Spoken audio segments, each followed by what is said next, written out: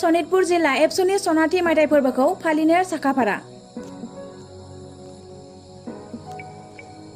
फैगौ डिसेम्बर 2022 दाननि 14, 15 आरो 16 खालारखालि कैलाजुलि गेजेर आरो गोजौ फरायसालिनि गेवलां फोथाराव जानो गोनां सनितपुर जिल्ला दुलाराय बर' फरायसा आफादनि सनाथि मायथाइ फोरबो फालिथायनि दालाइसा आफादफोरखौ दिनै दाफुंजोबनाय जाबाय।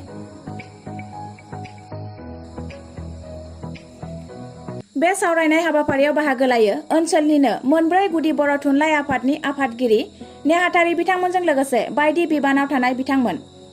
सनितपुर जिल्ला एबसुनि आफादगिरि नेहाथारि आरो बायदि बिबानाव थानाय मावथि बिथांमोन, लोगोसे ओनसोलनिनो गोबां मेलेमजिबि बिथांमोन आरो राङापारा दखरा दुलाराय बर' फरायसा आफादनि गासै मावथिफोरजों लोगोसे दाब दाब गामिनि गोबां रायजो राजाफोरनि मददजों दालाइसा आफाद दानाय हाबाफारिया जाफुंसार जालाङो।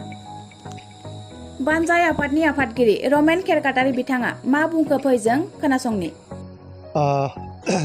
दिनै जोंनि कैलाजुलि हालामनि लकेश्वर ब्रह्म गेजेर गोजौ फरायसालियाव सनितपुर जिल्ला बर' फरायसा आफादनि फैबाय थानाय 14, 15 आरो 16 डिसेम्बराव जा बर' फरायसा आफादनि सनितपुर डिस्ट्रिक्टनि बोसोरसालिया जुथुमा, बेजों लोगोसे 50 बोसोरारि सनाथि मायथाइ फोरबो खुंनायनि लाहार फाहार बेखौ लानानै थांनाय 18 सेप्तेम्बराव मोनसे बानजाय आफाद दादोंमोन, नाथाय दिनै आबुङै बिनि दालाय आफादफोरखौ दानाय जायो। बे दालाय आफादखौ जों बे लकेश्वर ब्रह्म गेजेर गोजौ फरायसालियाव दिनै आबुङै दादोंमोन आरो बे दानायाव जोंहा मिरु आफादनि नेहाथारि बिथां बिरदाव बर' सारा दंमोन आरो लोगोसे जिल्ला आफादनि नेहाथारि अनेस मसाहारि सार, लोगोसे सनितपुर जिल्ला बर' फरायसा आफादनि आफादगिरि राजेश बसुमतारी, लोगोसे गोबां बिबानगिरि बिथांमोना दंमोन आरो लोगोसे राङापारा दखरानि बिबानगिरि बिथांमोनाबो दंमोन। बेवहाय कैलाजुलि बर' थुनलाइ आफाद, राङापारा बर' थुनलाइ आफाद, बगिजुलि बर' थुनलाइ आफाद आरो माइन'से बर' थुनलाइ आफाद, बे मोनब्रै दखराजों बे देग्लायनि जिथुनाखि 14, 15 आरो 16 डिसेम्बराव सनितपुर जिल्ला बर' फरायसा आफादनि सनाथि मायथाइ फोरबो खुंनो लादों।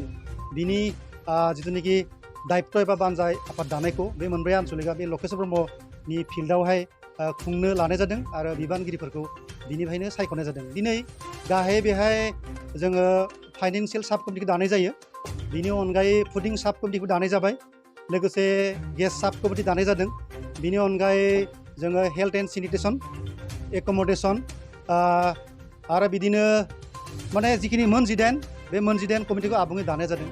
बेहाय जोङो चेयारमेन आरो कनभेनरखौ लानाय जाजोबदों, नाथायबा माखासे सोद्रोमाफोर दंबावो, बेखौ जोङो बे सप्तासेनि गेजेराव मोन 18 जिथुनाखि साब कमिटि, बे साब कमिटिनि चेयारमेन आरो कनभेनरखौ लाबोनानै जोंनि गाहाय बानजाय आफादजों लोगोसे दखरानिबो थागोन बिबानगिरि बिथांमोन, जों बेखौ फुल प्लेसेड मेम्बारखौ सोजोबनानै बे सप्तासे फैबाय थानाय सप्तासेनि गेजेराव माने बेखौ दाफुंनाय जागोन।